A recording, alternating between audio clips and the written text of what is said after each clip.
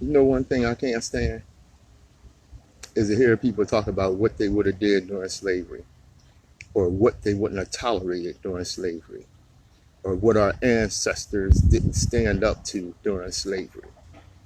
You have no idea what you would have did because you're not there. It's easy to say these things from a $500 phone, punching the posts on a $500 phone, sitting back on your couch looking at your big flat screen TV at the latest episode of dumb shit.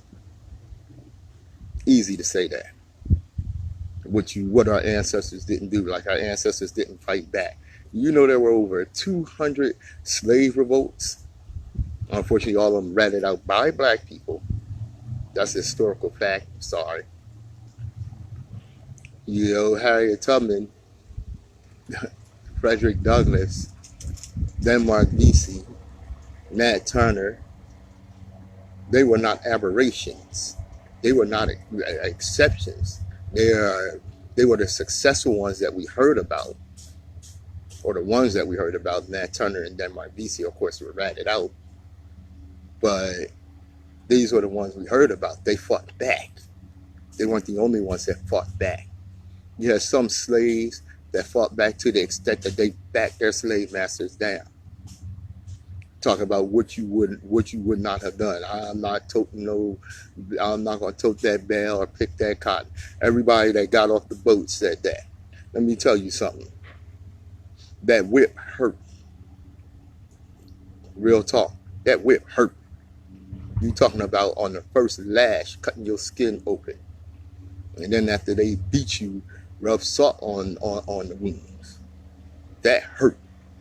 Believe that.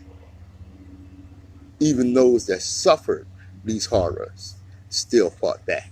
Don't tell me what our ancestors didn't do, or they didn't do enough to fight against slavery. That's bullshit. Read a book. It's still legal. You have any idea how evil and ruthless these slave masters were? How they would take a pregnant black woman, hang her up by her feet, and cut the baby out to instill fear in the rest of the slaves. Even worse. Well, I don't know if it gets much worse than that, but another almost unspeakable horror that you don't hear about is buck breaking. You know what buck breaking is? That's when they would take the biggest, strongest male slave on the plantation, tie him up, make everybody watch, and rape him. Rape him, sodomize him in front of everybody. One, to break any power he might have had based on his strength and character. Two, to instill fear in all the other slaves. And the last thing you want to do is have your manhood taken in front of everybody.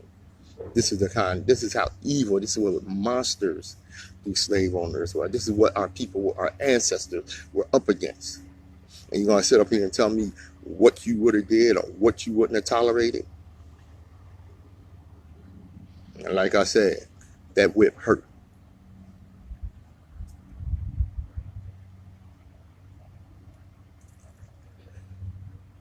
I'm Patrice Gibbs.